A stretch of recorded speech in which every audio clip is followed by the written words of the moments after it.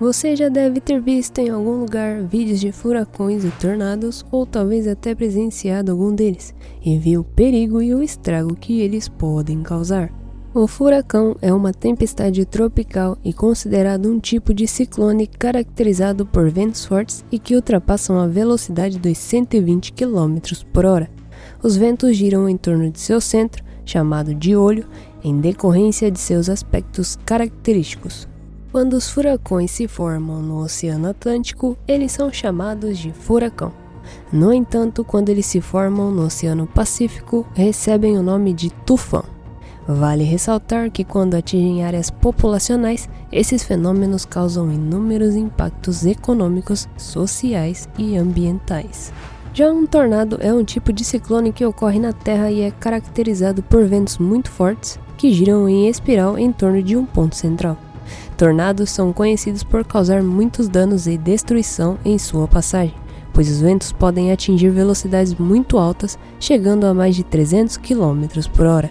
Eles são mais comuns nos Estados Unidos, mas também podem ocorrer em outras partes do mundo, principalmente nas regiões de clima temperado e tropical. Mas a pergunta que fica é: como eles se formam? Quais são as propriedades de um furacão? Se você chegou no canal agora e quer entender como esses fenômenos se formam, fique até o final deste vídeo. E não se esqueça de deixar o like, se inscrever e ativar as notificações.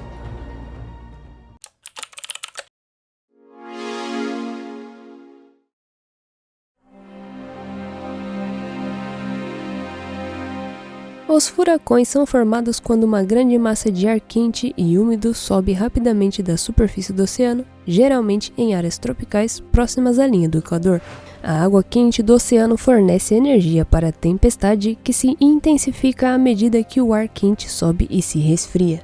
A água da superfície do oceano também evapora e se mistura com o ar quente, aumentando ainda mais a quantidade de vapor de água na tempestade. Quando o vapor das águas se condensa, forma nuvens e chuva, e a tempestade se intensifica ainda mais. Os furacões são classificados de acordo com a sua intensidade, que é medida pela velocidade dos ventos. Os ventos em um furacão podem chegar à velocidade de mais de 200 km por hora. Quanto mais forte for a tempestade, maior será a sua classificação, que vai de 1 a 5 na escala Saffir-Simpson. Os furacões geralmente se formam sobre águas quentes e rasas, com temperaturas da superfície do oceano de pelo menos 26 graus Celsius. Eles também precisam de uma camada de ar seco e frio sobre a qual possam se formar. Quando essas condições são atendidas, é mais provável que um furacão se forme.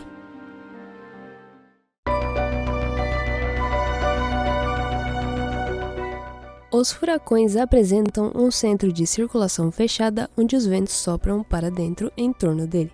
Essa circulação é diferente nos dois hemisférios. No hemisfério norte, os ventos giram no sentido anti-horário e no hemisfério sul, no sentido horário. Para serem classificados como um furacão, os ventos precisam estar acima de 119 km por hora. Além da temperatura das águas tropicais, a formação dos furacões está associada com a sua área de formação. Geralmente, esses fenômenos meteorológicos não se formam próximos à linha do Equador, já que precisam estar um pouco mais distantes, a fim de sentirem os efeitos da rotação da Terra, que colaboram para que os ventos movimentam-se em torno do centro de baixa pressão. A intensidade dos furacões é medida por meio da escala Saffir-Simpson, criada pelo engenheiro Herbert Saffir e pelo diretor do Centro Nacional de Furacões dos Estados Unidos em 1970. Ela descreve a categoria, os danos e a velocidade dos ventos. As categorias vão de 1 a 5 e os danos de mínimos a catastróficos.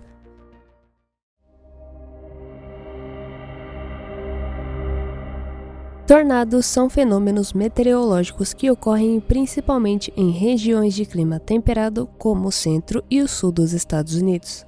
Eles são formados quando há uma grande diferença de temperatura entre duas camadas de ar, o que gera uma grande quantidade de energia. Essa energia é liberada na forma de um tufão de vento que gira em alta velocidade em torno de um centro de baixa pressão.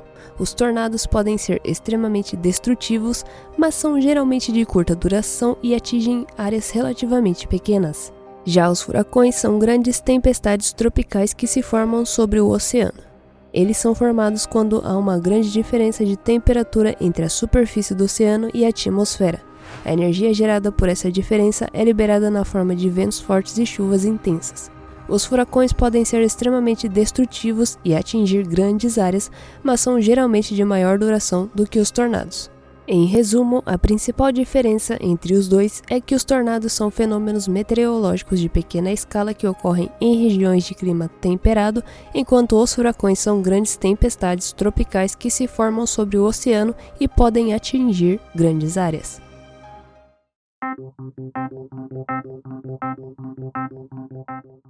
Esses são alguns exemplos de furacões que causaram muitos danos em algumas regiões. Talvez um dos mais famosos seja o furacão Katrina e o Irma. O furacão Katrina foi um dos mais destrutivos furacões dos Estados Unidos. Ele atingiu a costa do Golfo do México em agosto de 2005, causando danos catastróficos em áreas como Louisiana, Mississippi e Alabama. O furacão foi responsável por mais de 1.800 mortes e pelo desalojamento de centenas de milhares de pessoas. As áreas mais afetadas foram Nova Orleans e as zonas costeiras, onde as inundações provocadas pelo furacão destruíram muitas casas e edifícios. O furacão Katrina também causou danos econômicos significativos, com perdas estimadas em mais de 100 bilhões de dólares. Ele foi classificado como furacão de categoria 5 e causou extensos danos e inundações na região. O furacão Irma foi um dos mais poderosos furacões já registrados no Atlântico. Ele atingiu a costa do Golfo do México em setembro de 2017, causando danos em várias ilhas do Caribe, incluindo Antígua, Barbuda, Cuba e São Martinho. O furacão também afetou severamente a Flórida, onde provocou inundações e destruição em áreas costeiras e do interior do estado. Em total, o furacão Irma foi responsável por pelo menos 134 mortes e pelo desalojamento de milhares de pessoas. As perdas econômicas foram estimadas em mais de 50 bilhões de dólares. Também houve outros furacões que causaram muitos danos, como o furacão Harvey. Foi um ciclone tropical que atingiu o Texas, nos Estados Unidos, em agosto de 2017. Ele foi classificado como um furacão de categoria 4 e causou extensos danos em inundações na região. Também houve o furacão Maria, foi um ciclone tropical que atingiu Porto Rico em setembro de 2017. Ele foi classificado como um furacão de categoria 4 e causou extensos danos e inundações na ilha. Houve também o furacão Dorian, foi um ciclone tropical que atingiu as Bahamas em setembro de 2019. Ele foi classificado como um furacão de categoria 5 e causou extensos danos e inundações na região. Também houve o furacão Sally, foi um ciclone tropical que atingiu a costa do Golfo dos Estados Unidos, incluindo a Louisiana e a Flórida, em setembro de 2020. Ele foi classificado como um furacão de categoria 2 e causou extensos danos e inundações na região.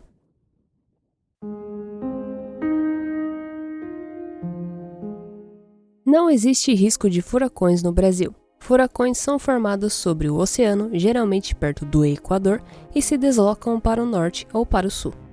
Eles só podem ocorrer em regiões com água quente e ar úmido, o que não é o caso do Brasil.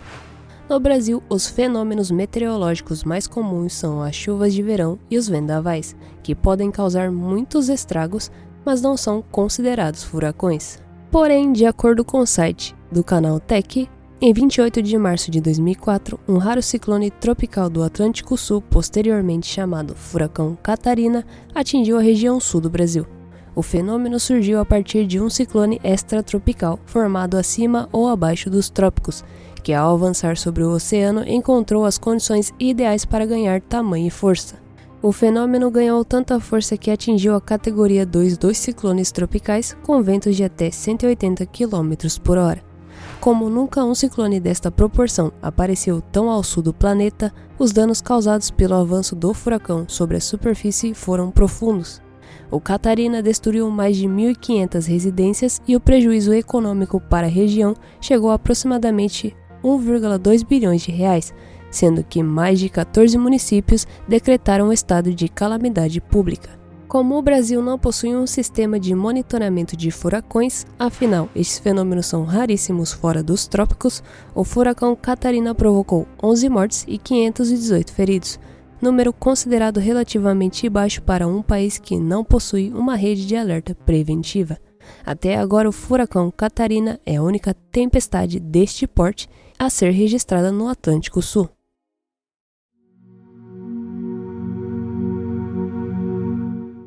Os maiores tornados são difíceis de medir com precisão, pois eles são eventos muito rápidos e imprevisíveis que podem causar grandes danos.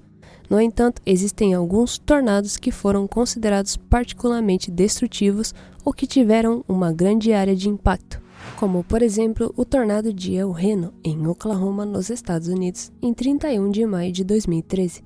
Foi considerado o tornado mais largo já documentado, com uma largura de 4,2 milhas, o que equivale a 6,8 quilômetros. Também o tornado de Tri-State, em Missouri, Illinois e Indiana, nos Estados Unidos, em 18 de março de 1925, foi um dos tornados mais mortais da história, matando 695 pessoas. Também houve o tornado de Bangladesh, de 1989, foi um dos tornados mais letais da história, matando mais de 1.300 pessoas.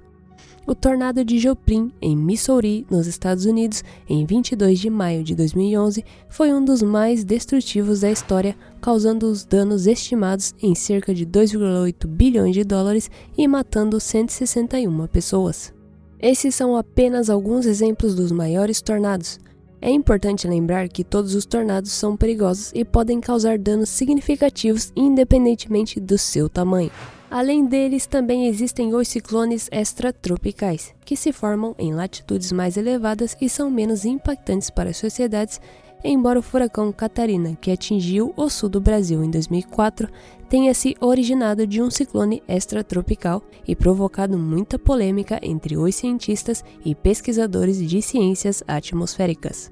Ambos os furacões e os tornados são perigosos e podem causar danos graves e até mesmo a morte.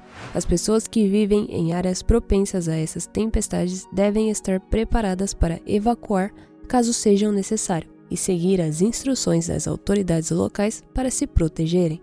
Não se esqueça de se inscrever no canal, ativar o sininho de notificações e deixar aquele like para nos ajudar. Se você quer saber o que as pessoas estão fazendo para limpar os rios mais poluídos do mundo, assista ao vídeo que deixei aqui no final. Eu vou ficando por aqui e até o próximo vídeo.